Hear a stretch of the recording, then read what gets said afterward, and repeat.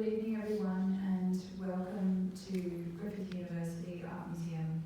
Now before we begin, I'd like to acknowledge the traditional owners of the land on which we're gathering here tonight, the Yagara and Turrbal peoples, and also pay my respect to elders past, present and emerging, and extend that respect to all Indigenous Australians and First Nations people here tonight. Now I'm delighted to introduce to you, although he needs hardly any introductions, Vernon, artist, who is responsible for this wonderful new work, The Island. And of course tonight, the producer and director of photography, Faramarz, K-Rahber, from the Griffith Film School.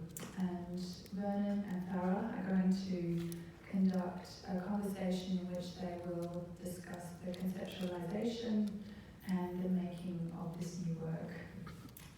I might leave it there and let Vernon and Farah talk about themselves and tell us something about the background there, and then lead the discussion. And we will also ask for questions from the floor in time. And so you'll just signal to me and I will pass around the microphone. Thank you all. Please welcome Vernon and Farah.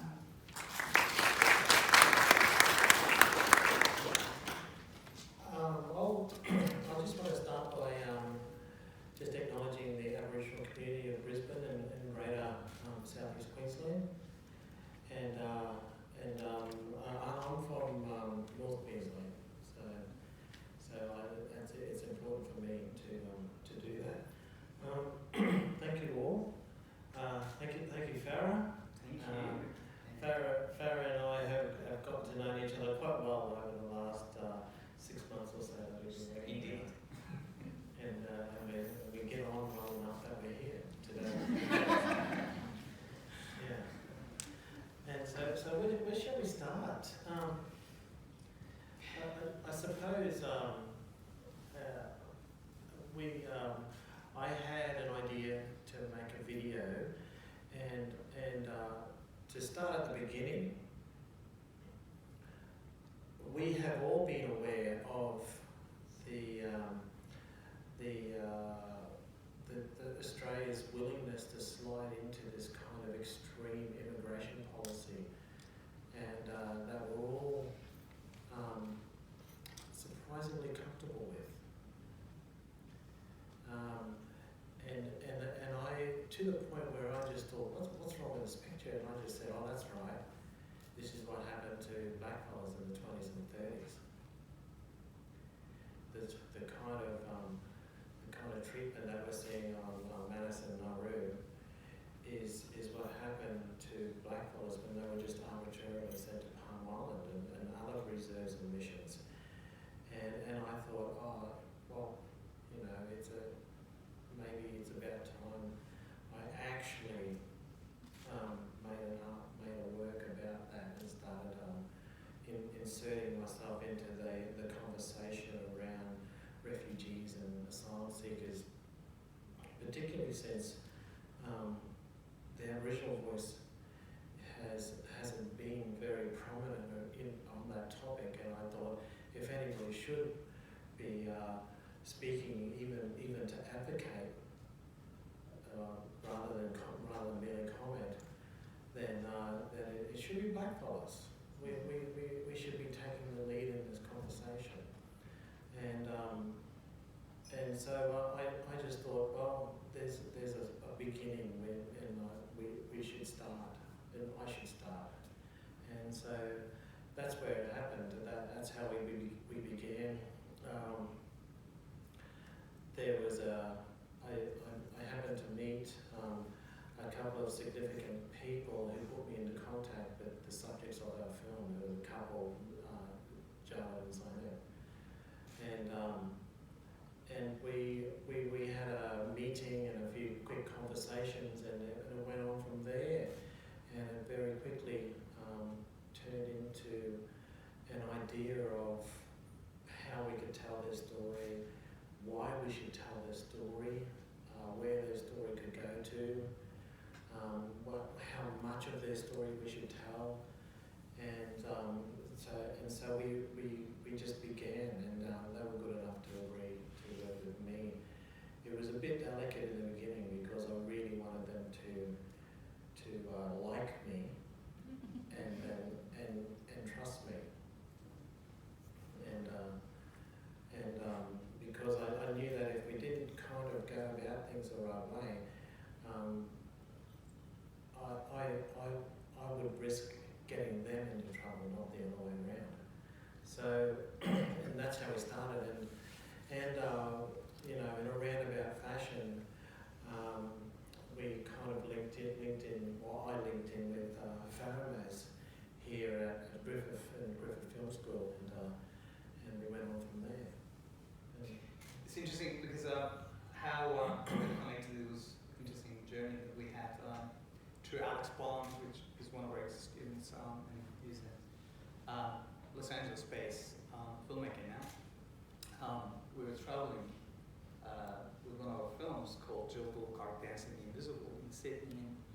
And, we went to visit your art video art, the Tallman. And Alex started explaining, his directing it, and I knew of Vernon before then.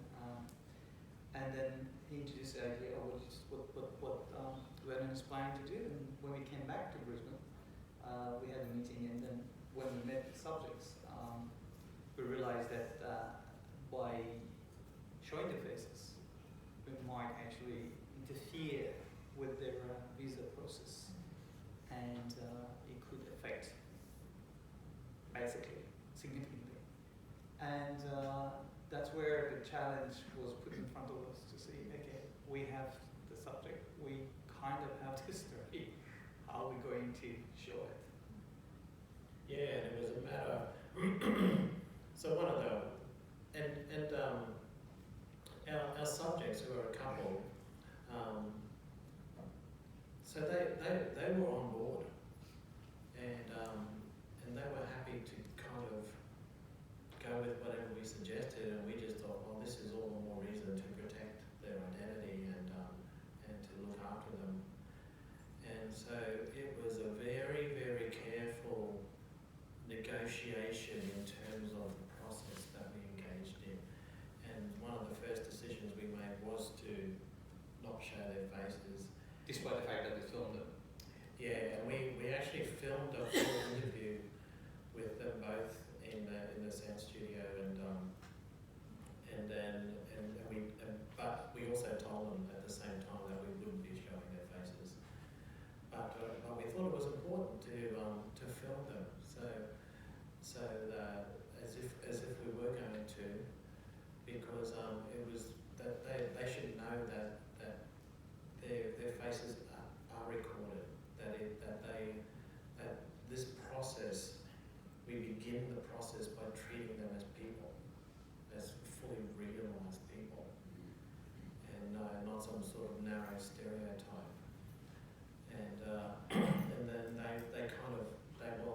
understood that straight away. It was a big acknowledgement for them. They really appreciate the process that we actually giving them a chance to be filmed, despite the fact that we couldn't show their faces.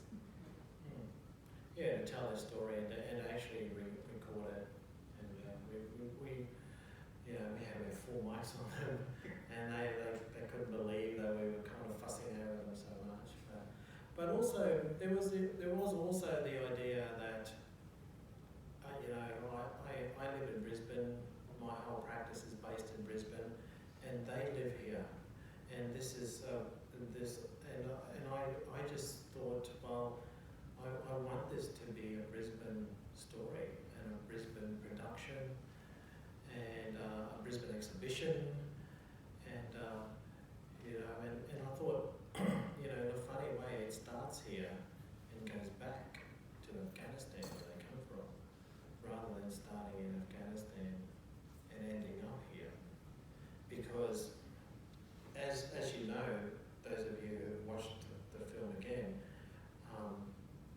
we are still in the middle of their story.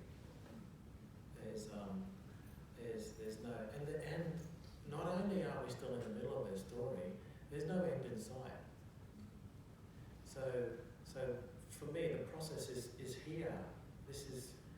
we have to have it here. This is where they are right now. You know, if we're going to take this issue and these people and their future seriously, then it's about starting here. So so you know, I thought also that we just got off to the best possible start. I think we still are. We're still at the beginning of a much longer process. I plan on making a couple of other projects with them. Yeah, the challenge of portraying the story and how an artist wants to execute such a video art, it was kind of new to me as a filmmaker.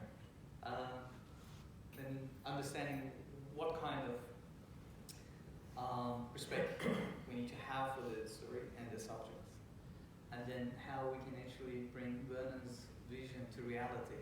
It was absolutely beautiful to experience. And why I'm saying beautiful, because it was a different way of approaching it. It wasn't just like we sit down, just list all the shots we want, go shoot it and come back and put it together. It was a process of many, many long discussions, sitting and having a cup of tea, few cup of tea. Yeah. And just talking about it and challenging the story and challenging the materials and which way should we go. Also about, you know, Farah and I were put together through Alex, and Alex Barnes is somebody I've worked with for maybe probably not 10 years, since about 2009. And I'd already known Alex for a while, and Alex is the one who he's a filmmaker, but he edited The Tall Man for me. He also edited the Barrack project for me that I did for NGV, and so I've known him for a long time, since he was in high school, and I trust him and he trusts me, and so Alex was the one who put me into contact with Farah at the start, and I just thought I'd just go with it, and still am. But it was about figuring out how we work together, and we just happened to hit it off. I think we saw eye to eye on the process straight away, and we had a similar passion. Similar passion, but we were both kind of very respectful of each other's experience and background, and there was kind of there wasn't really any kind of butting heads. Actually, there was, because I would say something, you know, because it's my project and I felt like I'm the boss, but I wasn't. You're still the boss. But I would say something, and Farah, he would just fire these ideas at me, and I'd be thinking, these ideas are fantastic, but we can't do them because we don't have the time or the money or the resources or the people, and he stopped smoking at some stage. He couldn't handle it, you know. I had a smoke break, you know. But Farah's full of all these ideas, and I just thought, I can't do this. And I'd go home and tell my wife, I just said, you know, this fella's hard to work with because he keeps throwing these ideas and they're all good. I want to do them all. And so, you know, and it just layer on layer on layer, but you know, slowly but surely we would get into it and start developing a plan, and then, but mind you, our job became much bigger when we decided not to show the faces of our subjects. We had to come up with a way of telling the story, with a way of you know, really kind of supporting the narrative. And keep that artistic approach to it rather than just dramatizing. That was one of the things we were just basically pinching ourselves every day. We shot this whole lot of footage to not to go there. You know, let's not dramatize this. Let's not reenact things. That's already done. It's out there. Let's stay away from it. There were so many great ideas that we had,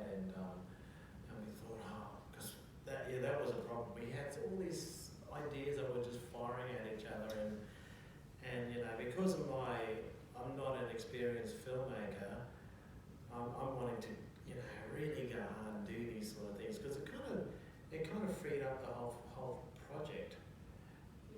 Us not kind of showing any human faces, and it also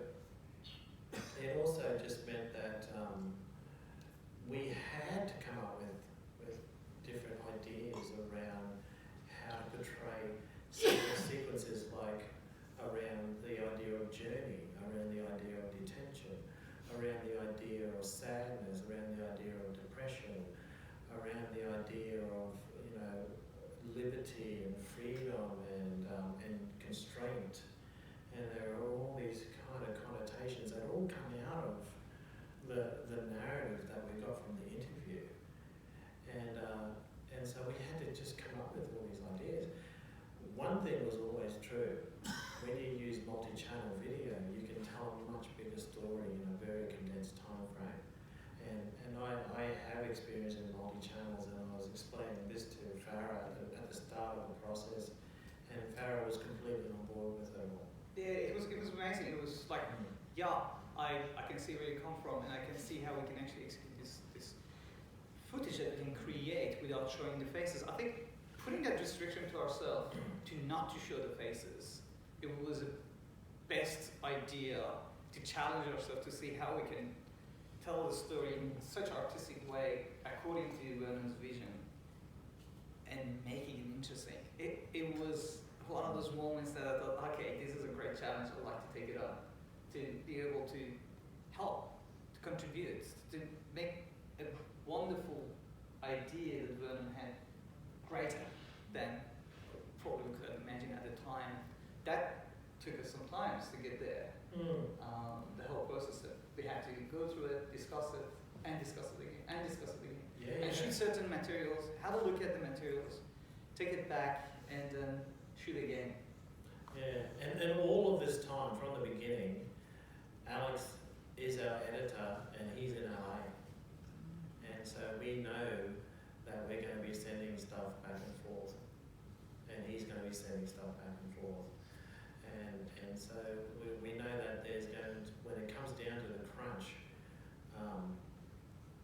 there's going to be a lot of really fiddly kind of uploading in the middle of the night and letting things up for 8 hours, and so that was a bit frustrating. It's because Australia has crap internet. That's the reason. A couple of times I went over my limit here, but let's not talk about that. Yes. I just ran out of the credit that I had for the internet. Yeah, and there's a few comical video conferencing things about setting up cameras on tripods to film the monitor while we're live calling Alex and that sort of thing. We want to make sure that he understands what we're trying to do, and he was trying to get us to understand what's going on. He's sitting there taking notes and making changes. Yeah. Yeah. He shot part of this under our basically vision over there in that valley. Well, we had, we would sit down and make a plan. I mean, one of the first things we did was we discussed a palette for the film, a colour palette. Yeah. And we were talking, we discussed that. We also discussed an elements kind of catalogue. That's right. So we had a list of all the kind of visual elements that we would have.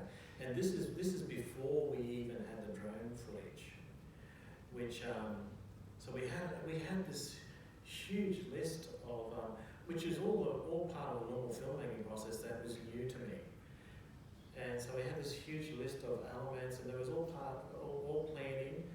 And I mean, the one thing we had at the very start was the interview, so that we didn't have to worry about the narrative or the script or anything like that, or the sound quality of the voices. But we had to really talk about, visual elements, work up a catalogue, work up a colour palette, and give that to Alex, and then Alex would contribute to that too. He could contribute quite significantly, Yeah. I have to say. Yeah. He was really on. I think everybody was really excited about working on the idea, working with such a great artist, and understanding the vision, trying to make it better. It was everybody's vision. Yeah, so so all of the but it's a Queensland film, except for the desert scenes which were done in LA. Alex just drove out to the desert one day, filmed it, and drove home. But mind you, he was already familiar with that landscape. He'd been out there a few times, and but it's amazing. And of course, this was the first film I made in 4K, and 4K just gave us a lot of kind of flexibility and freedom as well. And it also looks just stunning. And we knew that we were filming in 4K. We were doing everything in 4K because all the drone footage we were getting was going to be in 4K. And we knew that. And we knew that the drone footage was going to be beautiful. And Jared did such a great job. so we had sent him out. So the fellow he was our camera. He was our operator, so he Yeah. did a lot of great work. So we sent him out to do the. We sent him up the coast to do filming. I don't know the location, but he did all the filming in Waterby. Although there's a journey sequence there when you where the narrative is about the journey to Australia, where they're talking about, we knew that we would find protection in that, and there's drone footage of heavily forested islands. That's Palmona, and the word protection hangs over that sequence. That was always Vernon's vision to have Palmona Yeah. as you connected to Palmona.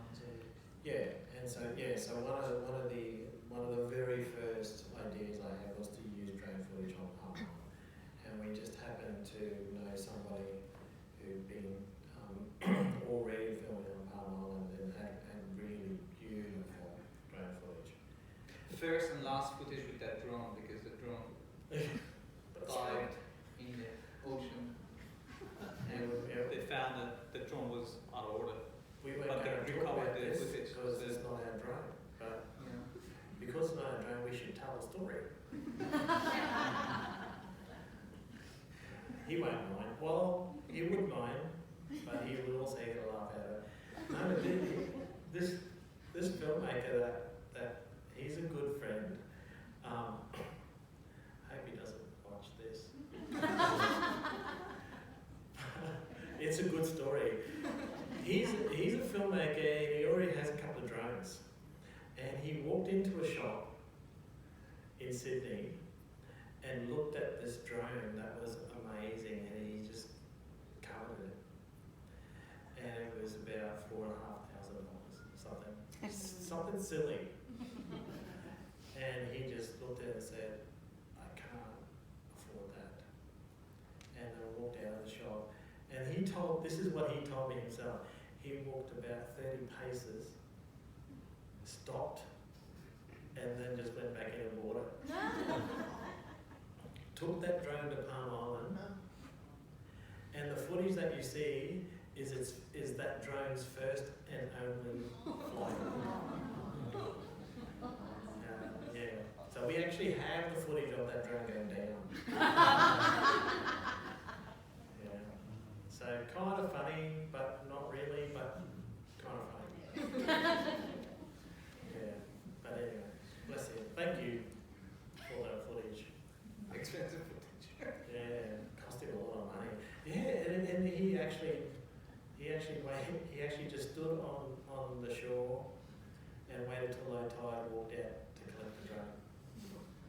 And it was just there and didn't work, but he recovered the SD cards from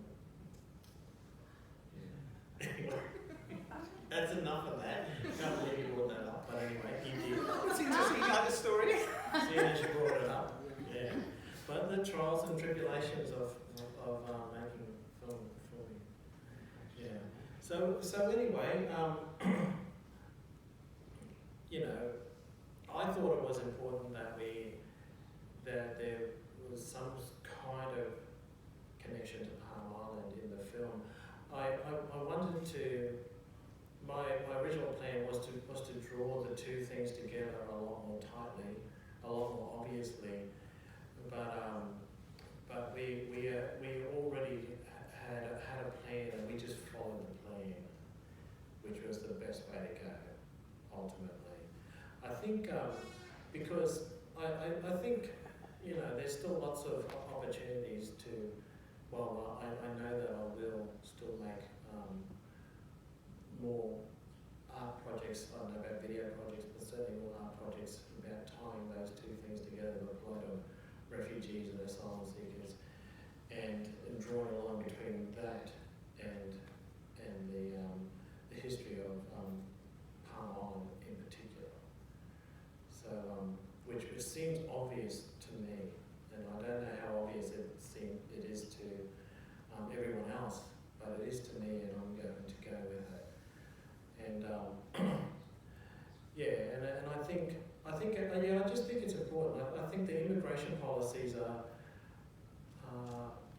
brutal, and there seems no end in sight. And I can't believe all the whinging and opposition to the new legislation which got passed in Parliament the other day, last week. So which was about humanity, was it not? You know, so anyway, there's that too, and again, I think, you know, as an Aborigine, I think it's kind of it's something that I can and should and will have my say on. So yeah, I think we should open up to questions while we're talking. Using it as slides. Oh, we do have pictures. I suppose we should show some. Yeah. So, what we can tell you, this is an install shot. So, this was the opening we had. And I wanted to use these rugs. These are generally referred to as Afghan war rugs. And they depict the Civil War. But you know more of the history of rugs, Persian rugs. Sure. Tradition as it relates to storytelling. Yeah, well, that wasn't about the rocks. There's a way of storytelling which we have in all the days, and somehow these days, in order to keep the tradition, some people, they have this kind of live performances where you have quite a few different stories through pictures told on a piece of fabric of some sort. We call it curtain. So parade is basically hanging there, and there's a storyteller who normally has a sidekick who's kind of charging different questions at the storyteller and said, tell me more about this, and questioning different pictures, and the storyteller goes from one to another and connects them in a very, very beautiful way. It used to be conducted in cafes when people they would sit around and have teas and meals and listen to this storyteller and spend the night. That kind of storytelling was basically projected in these carpets, which was quite interesting for me when I saw these carpets. Every carpet has some sort of a story behind it, and you could read or you could interpret the idea of what is that element next to that, and so on and so on.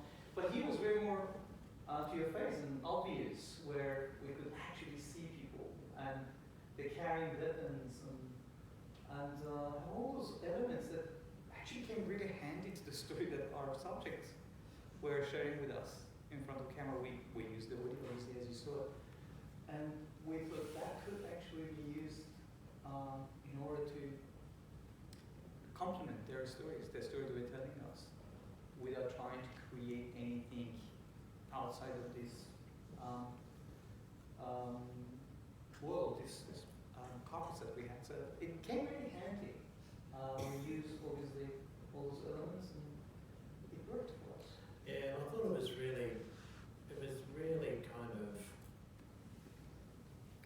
fortuitous that these rugs they fit into, they just slotted into what we wanted to do, and the way we wanted to progress the story. At this point, I also knew that we were going to use toys, because part of the narrative deals with the kids.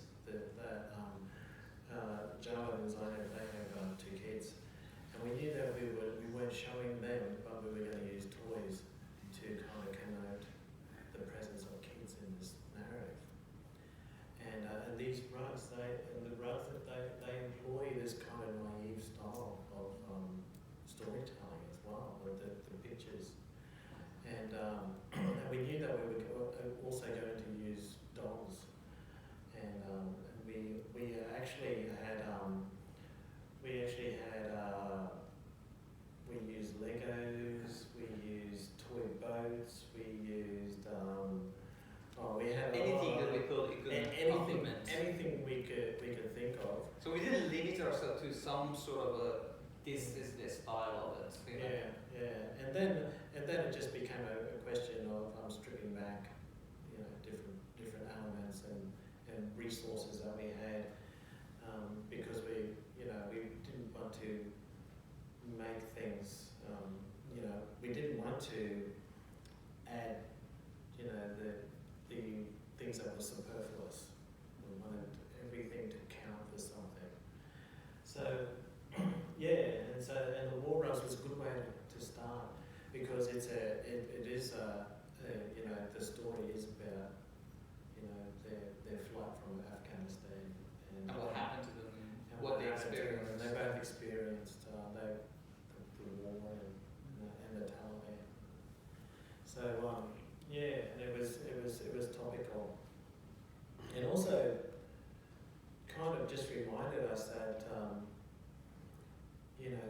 there are places. Australia's very isolationist, nearly all the time, and that there are places in the world that are just constantly at war, constantly, with generations of families don't know anything but all the time.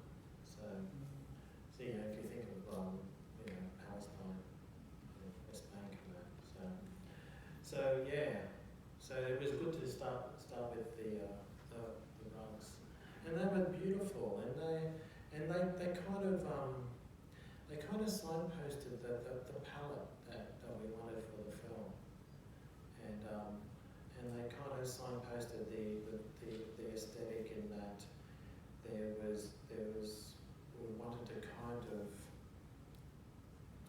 sort of have a lightheartedness to the narrative.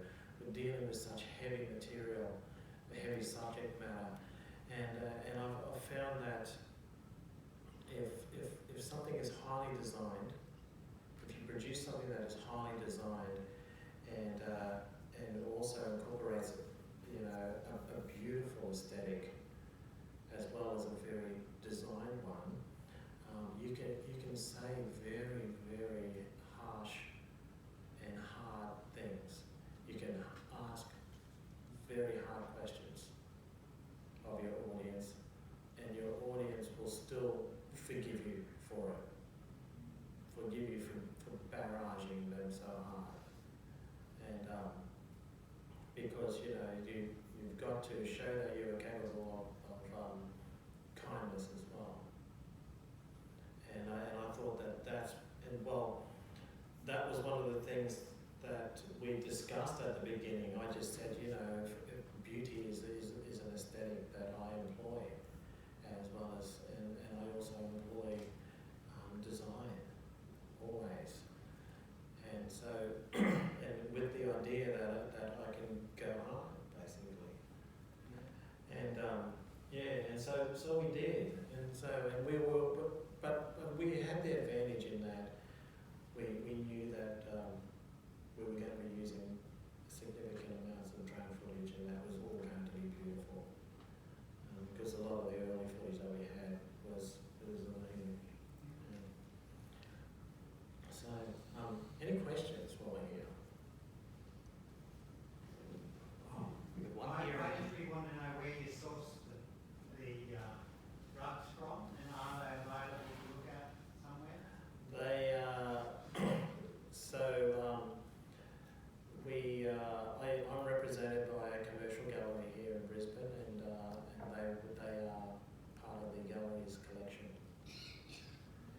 they are like traditional storytelling rugs, and they just tell the story of the Afghan war. And I don't think you can buy them in Australia without going through a gallery or somewhere else. The rugs are amazing. These rugs in particular are amazing. I want them. I can't afford them, but yeah, I want them. I wish there was a way that I could have at least one of them. Yeah. Anyway, he's not going to give them to me. So. But yeah, they're great.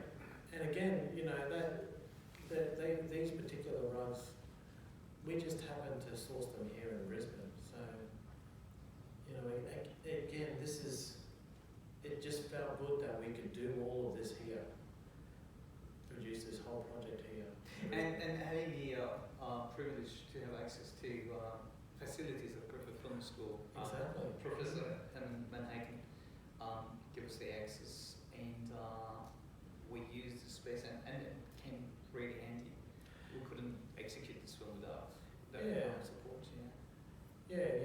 And things just worked out that way, you know, and because this was an exhibition at the gallery here at Griffith, and we could tie it in with the film school and its resources, and this is even before Farah came on board. You know, we suggested that we could utilise the Griffith Film School resources, but everybody involved is from film school. Yeah. Every single person. Sound post is some of our just graduate students going to be Alex, myself. Yeah, and we had this young fella Clay. He did the sound for us, and he was great, because if you watch the film, you don't realise that we had a sound person, a sound designer come on and wash through the sound and round it all out. We rounded the voices out. He evened out the levels, and he also added some different crowd scenes and the waves, and you can hear like a war happening, like gunshots and stuff. And he did all that. It was amazing. And he only had one day, and and he did that. But it's the sort of thing that you can do when we had a meeting with him, and we were very, very clear and specific, and he was also completely on board, and he knew what we wanted, and did it. And it's good when you have people like that. Yeah. Jared was his son. Yeah, Jared was very patient. Yeah, so we sent him up the coast, and his brief was to get, you know, we explained that we wanted scenes of water, islands, land, water to land, shorelines, a sense of conflict and turmoil, and movement and journey, and he just went out. That was 2 days of filming. So everybody contributed quite a bit. They were passionate about it. Yeah, but again, you know, I thought it was important for Farah and I to be very, very clear about what we wanted, and I also was being as clear as possible and sharing as much of my ideas as I could. Yeah. And because I'm not used to doing that as an artist, I'm usually by myself, and having to rely on my own skill set. But as when you get engaging in filmmaking, it's often highly collaborative, necessarily, not often, always. So, and I love that actually. So. And it was a different experience for us, because we normally don't do it that way. Yeah.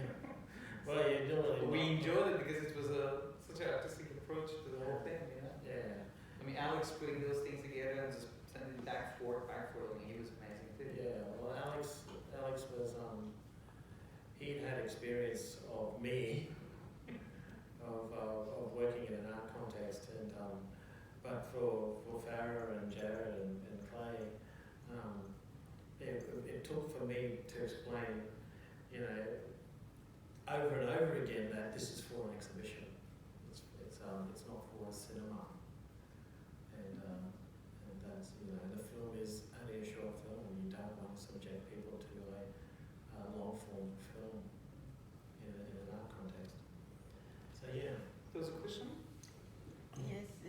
say sound, do you mean the music as well?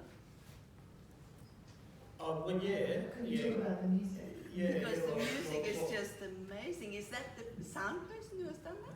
No, we actually chose the music, and if you want to talk about Yeah, well, then through my research, just learning more about my artist's vision and what Vernon is wishing for, and investigating, asking Vernon to explain more, and what do you mean by this? What kind of soundscape you're thinking of? What is in your head, you know? So we had a couple of meetings, and then I knew immediately what he wants, more or less. I just pulled up this track which I was familiar with, and it's an Armenian kind of instrument called the duk. So it's kind of a special flute, if you want to call it. Yeah. It's called the duk, and Armenian they're using it a lot, and it's a single track. Well, they have many tracks, but they're the one we use. It's a single instrument. Yeah, single instrument. And pulled it out, and almost immediately Vernon fell in love with it. Yeah, so yeah. Fall in love with this is the one we're going to basically use, Yeah. and we went with that. So Yeah, we looked through a few YouTube clips, and we looked at a few after that to just basically give Vernon some options of looking at these other types, but Vernon was just going back to I just thought it was beautiful. And I still do. you just knew that. Well, I knew that before, and from that side of the world, obviously, and that's kind of very attractive to me already. And when I learned more about Vernon's vision and what kind of sound he's envisaging, Yeah. so I knew that is what he's looking for. Yeah, I found it a very important part of the. Yeah, being Oh, rich, yeah, being it's- general. We didn't want to go like Afghan music. This is the thing. Vernon's vision is about displacement, and if you talk about displacement, it doesn't need to necessarily be just about Afghans refugees. It's No. about refugees. Yeah. Happen these people that are from Afghanistan. So if they are from Afghanistan, we don't need to put every element No. from Afghanistan there, so it has to be Afghanistan. So we try to bring other elements in. Music was one of them, to not to go there. We had some other Afghani musics as well, and we challenged it later on, but no, it wasn't the same thing. We had to go I back thought to it was significant that it was an Armenian Yes. as well. So, yeah, but it was so we chose the music, and Clay, he subjected his magic to it. So yeah, it all worked out. It ticked so many boxes for me, the whole project, right through, and the end result, of course, is just beautiful, I think. And yeah, and we kind of, we really kind of, pained ourselves over a lot of it, because there were so many things that we could do and wanted to do, but just kind of stuck to the plan. And there were several times where we go back and just check the plan and say, no, well, Farah was sticking to the plan, I was the one who wasn't. And Farah would always say, no, look, this is what we already spoke about this. We used to sit down after our meetings, which was like normally 3-4 hours, and spend another couple of hours just brainstorm what we talked about and just like type it up and make it as like, okay, this is what we discussed, this is what you want, Vernon. We're hopefully gonna capture this next time we're going back to location. We went to location quite a few times actually, and He would write it all out. He would not only, while we're meeting, he would email it to me and then print it out and hand me the printout. And then the next day I'd be in there going, we could do this, and Barry was saying, you remember what we talked about? Remember here's the printout. And I said, oh yeah, you're right, yeah. Let's stick. it was interesting. It was interesting because I believed in Vernon's vision and I knew what he wants, and I knew that that's the way it's going to work. I should not stick with the traditional way that we normally do things. time, I've got to go. We can't just do that shot. We're just running out, you know. Those are typical things we normally be on location, which we have to do. I mean, we can't just like stay there and just like shoot forever. But in this case, we had to. We had to feel the shot. We had to feel the lighting. We had to feel how the camera is going to work. There are shots. We did it. There are a couple of shots that you notice on you have here. We did that on probably, I don't know, 15 times or more. There was a certain speed we wanted in the tracking, and we had to do it again and again and again, and it was basically getting to a time, a point that I was just like, no, yes, you said you want it, but I know you don't want it. This is not the speed you want. And later on, we was looking into the yeah, probably, you know, that's the speed I was looking for, because obviously we get tired and all. So, you know, we were all really patient to execute the shots according to Vernon's vision and making sure we're going to stay on the right track and not hesitating to take another shot. Because it was a small crew, we could afford it. Yeah, And that was I think one of the advantages we had. Well, Everybody was there are so actually many sequences in the film that are very clear now, and we're just following them.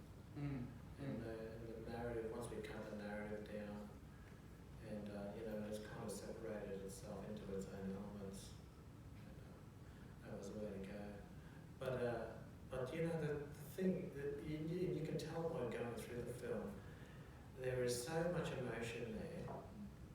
Like it's almost overwhelming all the time, and so the whole time we're dealing with, you know, the process of making the film, we're dealing with that as well. Exactly. We can feel it all the time. You know. Through all the shots we made, we were just like constantly talking about the feeling that we're going to have behind this, where it's going to sit, and how it's going to talk to the audience, and making sure we are not repeating ourselves, making sure that, and if it's repeated for a reason. And there's like, you know, there was a discussion about how we're starting, because the whole kind of narrative is all there. The only couple of critical decisions towards the end were how we will be finish the film, and you know, how would it start? Will we have to put the ending at the beginning, or vice versa? And but it's so heavily laden with the emotion that you kind of give yourself into a lot of it, and then at the end you just say, no, we have to think about this, we have to move this, and we have to stop that short, or Put this film move little things around, or cut this short, or have a bit more time here. So you have to make those kind of filmmaking decisions, but yeah, I had never been involved in a project before where the emotion is so much on the surface there, and so you know, on one hand, we knew that on that level, you know, just emotional impact, that it was going to tick so many boxes and be at a level that we're not used to working at. But on the other hand, it's kind of, you know, that's informing everything we do there. It can't not. And then it's also affecting some of our decisions. That's right. And so that was all the more reason to stick to the plan, of course. And the whole time, we're also letting Jared and Zainab know how it's going. You know, and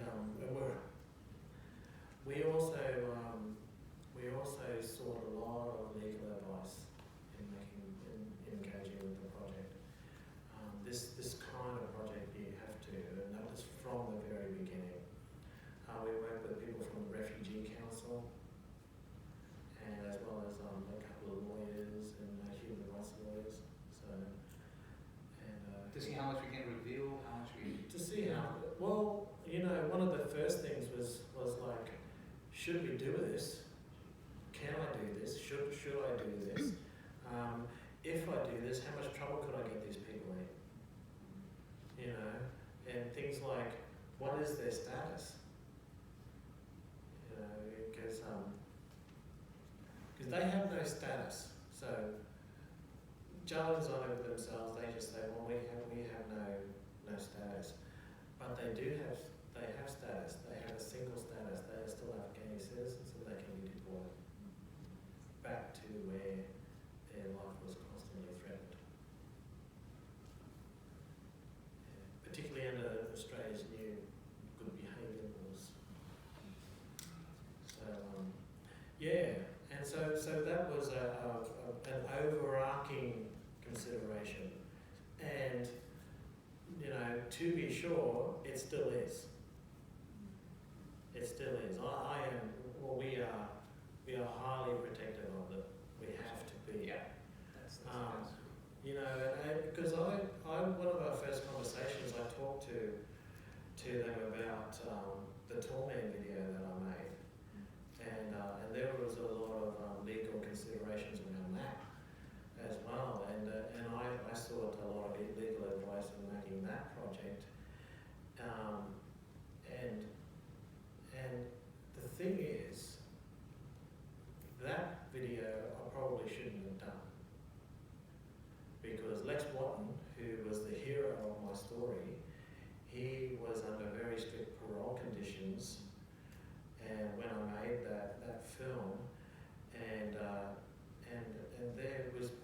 there's a possibility that I could have jeopardised his parole conditions and got him locked up again. And so, in hindsight, I could have left that until his parole conditions were up.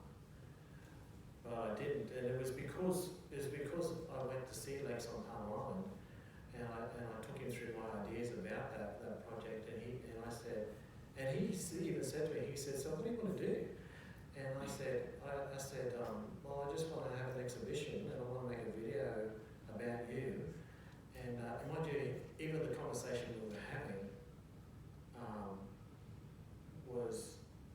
could have gotten him in trouble. But he said, and I said, you know, I don't want to get you locked up again. And he just said, oh no, I think it's all right. And instead of going back to seek legal advice, I just made the film and exhibited it. Whereas, if I had that choice again, I would probably leave it until his parole conditions were up and he's free and clear, like he is now. So that was a mistake that I wasn't willing to even risk again. With subjects like this one. Yeah, with this one. Video. So we really kind of were being as thorough as we can, and we still are in regard to this latest project. So any more questions? Have they actually watched it? Oh yeah. Themselves? Yeah. And the faces of the children, their children? No, the faces of the children are my children. Okay. Yeah, who are teenagers, and actually the only human figures in the film, they're my kids. Yeah. Then there are the shadows as well. Yeah, the shadows, you know, the crowd scenes, you know, they're my kids. Because, you know, they work for free. You get on food on that day, which they... Well, to be fair, they don't work for free, but I did pay them. And they did get food. They did. They got fed. They were very happy. They were happy. Yeah. But that was a good day. I mean, it felt good having my kids in the film. Well, mind you, I've done portraits of my kids and they don't like it. They just accept that it's my work, and if I ask them to do something, they have to do it. And that's all. My eldest one, especially, he's not happy being there at all. You can tell. Yeah. But he did it. He wasn't happy to be there at all. But he still turned up because that's what they're used to. I've done They had to portraits respect of you, them. and that's why they were there. Yeah, I've done portraits of them all their lives. So, yeah, but no, that was good. And those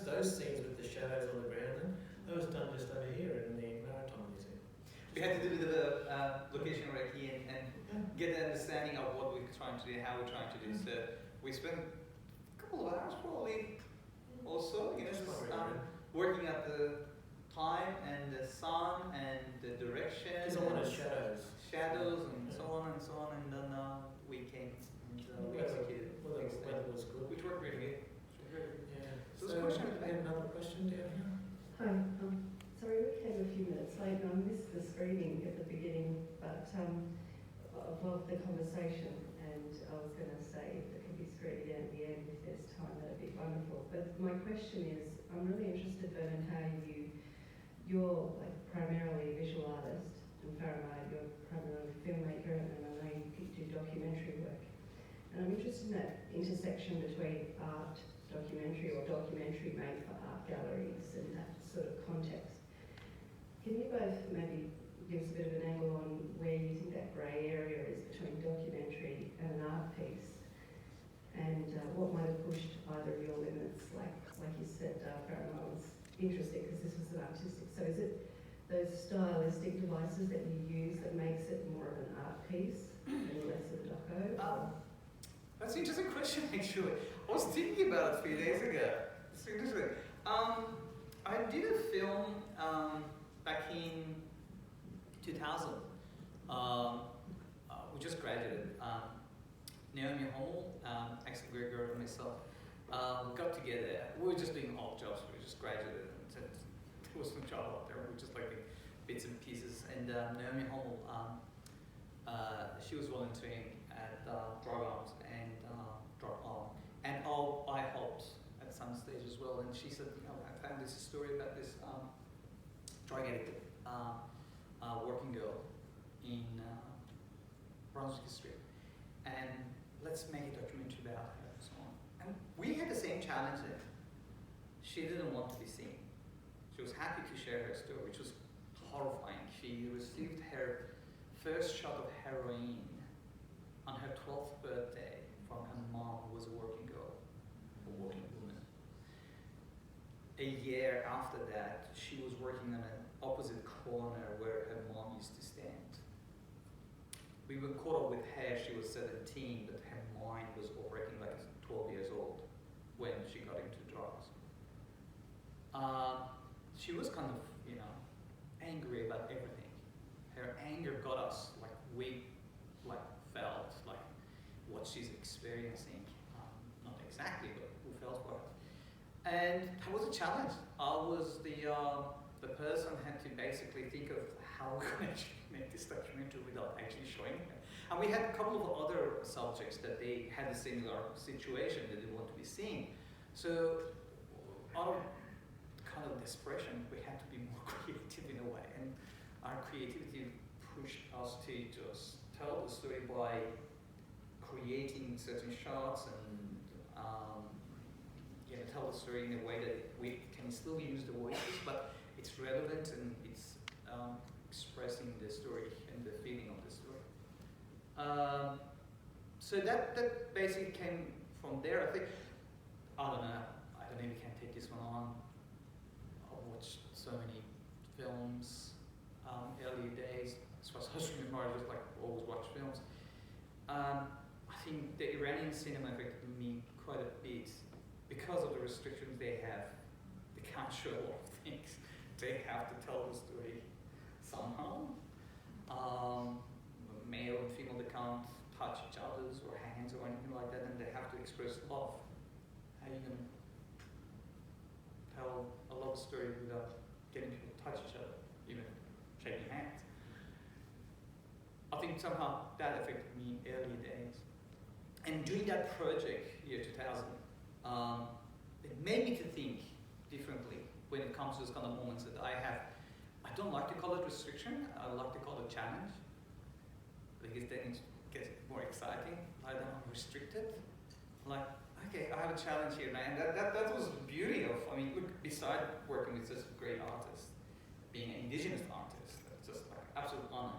But the way Vernon wanted to actually tell the story, we had all those challenges in front of us, and I thought, that kind of experience, comes handy. So I used, obviously, those experiences that I gained early days around year 2000, we produced that film, and came handy. That little film, 12 minutes, it was quite successful for itself.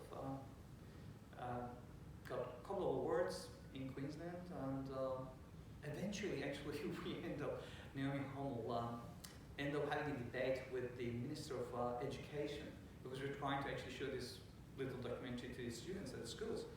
And somebody put the restriction to it. And it got kind of big, and we had 45 minutes debate on Triple J live.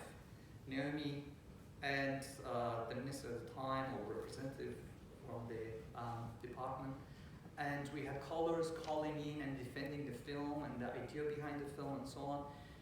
It was quite interesting. I'll never forget, I was on a location shooting our first feature, listening to that because I had some sort of break, and I just had to just listen to what Naomi was doing on the radio while I was actually shooting the other film. And I felt like we did something that it had some sort of an impact on our audience, and hopefully it's going to cause some changes.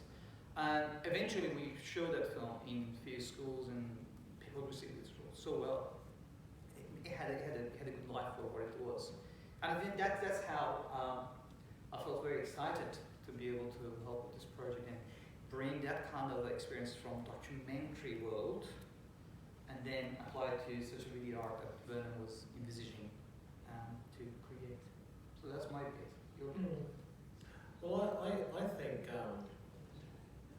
the very first film I made was I was working with a documentary filmmaker, Suzanne Howard, and that was on the surfing film, and I kind of realised that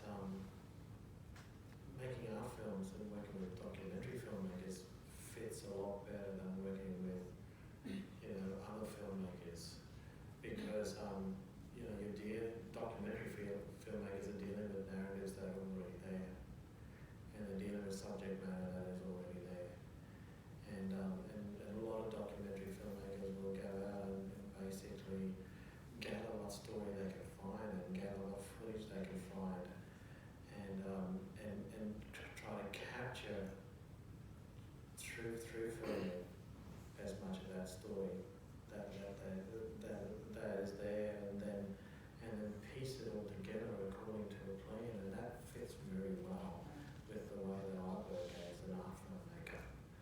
And earlier days, I have to compliment what you just said, learning about documentary and documentary filmmaking, including one of my greatest teachers sitting there, Professor Trish Simon. Learning about the definition of documentary, which you just said, creative treatment of actuality. You just don't need to put the camera on and just do that. You could, that's one way of being creative, but you can be more creative to come up with some sort of treatment in order to express that kind of actuality that you've been exposed to. You would never be able to tell all the facts about everything, all the aspects of that reality, that fact, but you can actually create a reality, the reality that you have experienced, and make that one a treatment in a creative way to talk about that actuality, and that's what we try to do. Yeah. So you got to tell the story in so many different ways, Yeah, and of course, for me, as an artist, and I get to kind of, if I have a film project and a budget, because a couple of film projects I've just, you go out and sell some artwork, put together a budget and say, all right, this is how much money I have. This is it. What can we make? And but it gives me the opportunity to put together a team, and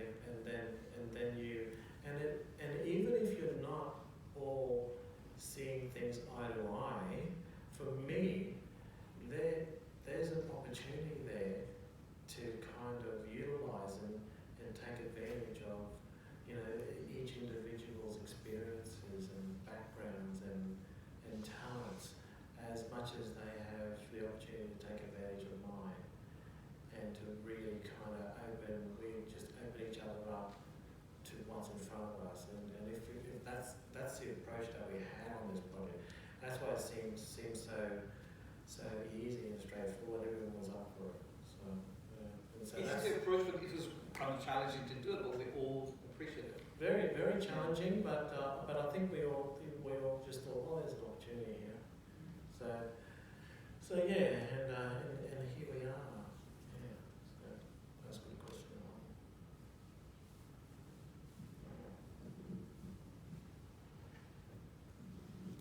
Thank you very much for your time this evening. I was wondering about you did mention that multi-channel video reinforced your ability to tell stories. I was just wondering about the choice of a triptych 3-screen style and why perhaps you chose to, in many of the shots, choose similar items from different angles as opposed to perhaps juxtaposing different shots against each other. If you wouldn't mind just expanding on that process. Oh, we knew that you can only stick to one element at a time in terms of the narrative element.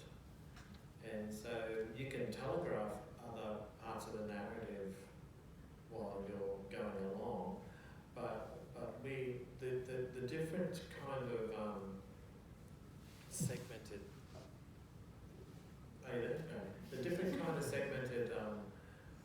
sequences, they were very clear, and we were dealing with so many visual elements that we had to stick to our plan, basically, otherwise it would get really unwieldy. And we knew that we were kind of having to come up with new material all the time. But so you know, it was mostly not to confuse our own sensibilities. And I mean, there's lots of opportunities, like the tall man throws things in here, and he throws things in seemingly willy-nilly sometimes as well. But even the tall man stuck with the same kind of footage here and there. And I think you have to. We were also, you know, we were always going to use 3 channels because we were using 16 by 9 frames, and any more channels than 3 would have made it just too wide. And because the tall man is 4 channels and it's 4 by 3, each frame is 4 by 3. But yeah, each of the channels still has to relate, and it still has to touch on the narrative. It still has to be tied to it. And even if a channel is blank, there still has to be a sense that that empty void, there is a purpose to that void. That it is part of the narrative that we see, that we're hearing, and that the sound is still emoting that, and the void is doing that too. So I mean, every single frame, it's like every stroke in a drawing. It has to have purpose. It has to count for something. Yeah. And so every one of those panels still has to tie to the narrative. We had to follow that vision because we just changed the medium here, but still it was an art, kind of a concept work art, really, you would call it. Mm. Yeah. And again, you know, a lot of it is down to Alex too. He's the editor, and he kind of, and you rely on your editor to do exactly that, to tie things together. He was very familiar with your vision. Yeah, and he was. And he's really good at what he does. Yeah, and I had actually had a conversation long before Farah and I were put together on the project about it, and so he already had it in his mind, and as I did, and so yeah, and he was already familiar with the aesthetics that I like to follow. So yeah. He edited the Tolman, didn't he? Yeah, he did the Tolman, and he also did the Barrett project and a couple of other things. Do we have one more question? Just mindful of the time. Anyone? No? Vernon, I was just going to say, is the work going to travel at all? I understand you mentioned there's a need for protection of people, but I think because it has such an impact, like in the wider community, it's really almost an educational tool in a lot of ways. Well, I'll be honest. I have no faith that film will get any traction in Australia. And quite frankly, I was asked to submit a proposal to show in Venice, I don't know, 6 years ago, 5 years ago. And this film was actually part of that proposal.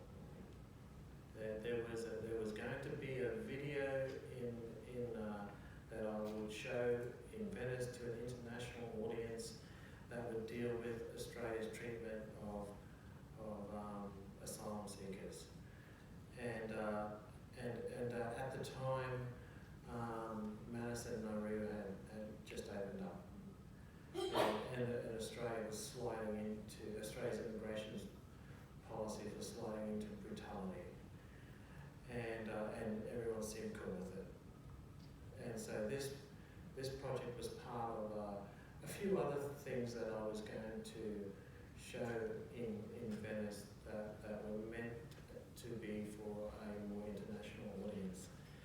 And so I don't know if this film will get any traction in Australia at all. I have no confidence that it will. And so because of that, I would be more inclined to push it internationally into biennales and festivals overseas. But thank you for that question. Hopefully we're going to have some audience next week. Except for next Do week. you want to tell everyone what's happening next week? So Farah and I are going to have a screening at the film school next week. 5:30. 5:30 Friday. Not this Friday, following Friday. Yeah. So we have that. For those people that came late and would like to join us then, you will see the art piece, the video art. Yeah. And there's a quick conversation with Vernon and me, hopefully, for about 10-15 minutes. Yeah. And then we're going to watch a documentary that we recently released called Julie Wilcock Dancing the Invisible. And then I would like to nominate that. I think it would be great if you can join us then. Yeah, well, we're just going to have a screening in the cinema over at the Film school where it's helping us. Yeah. So we can promote that throughout. Yeah, there's a flyer which I can send to you, and So please you can, feel free to come in. Yeah. So that would be it. And then we're going to have a quick conversation around 10-15 minutes. Yeah. And that will be for the film students mainly. So But yeah, it's welcome. yeah. You can come as well. So I hope that didn't put a downer on things. but yeah, this film was and Josh Milani, my dealer, he kept saying to me over the last few years, why don't you make the film that you talked about on refugees and that, and I just said, because Josh, I just don't think Australian art is worthy. And I just don't. You know, I made a film years ago about Aboriginal cricket. And part of me didn't want to do that in Australia either, because I just didn't think that it would get any traction in this country, and it didn't. Because cricket is for white people. You know, it's aggressively a white man's game in this country. You know, which is really weird, because you go around to all the junior cricketing ovals, and there's so many kids from so many different backgrounds and communities. And all the kids who aren't white, they got no chance of playing rep cricket. They just won't. Unless you're extraordinary like Usman Khawaja. But he has to be extraordinary. Everyone else can be ordinary and still play for Australia. Right now, the Australian cricket team has the most ordinary cricketer as captain.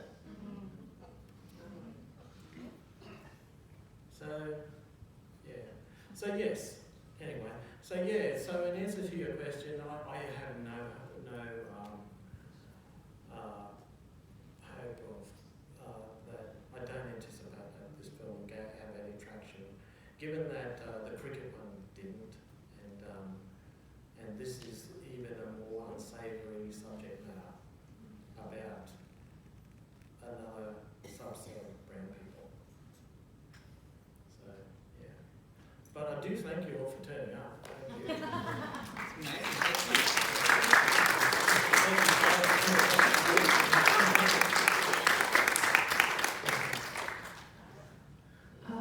So it's the last few days of the show. It closes on Saturday, so please, if you haven't had a chance, spend some more time seeing the work. The other thing I wanted to mention was the t-shirts that Vernon and Lisa developed for the show with the text works that are in the space that are for sale only throughout the exhibition, and a percentage of those profits will go to Zainab and Javed, the interview subjects. I also wanted to acknowledge the hard work of Shannon Brett, who couldn't be here tonight, but in developing this public program and this series of programs, she's done an extraordinary job. And finally, thank you so much, Farah, for joining with us in the film school. This has been a great partnership. It's interesting, you're still a sessional academic after how long? Oh, just for 15, 16 Still on years. a temporary contract. Interestingly. Quite Such as enjoy being the around. university system. Yeah. And of course to the artist Vernon Archie. Vernon, you're an extraordinary presence here in Brisbane. We all benefit from your work, from your words, and from the context of your work being from here. We're very proud to be associated with you and have the opportunity to show the work. So from all of us, Vernon, thank you.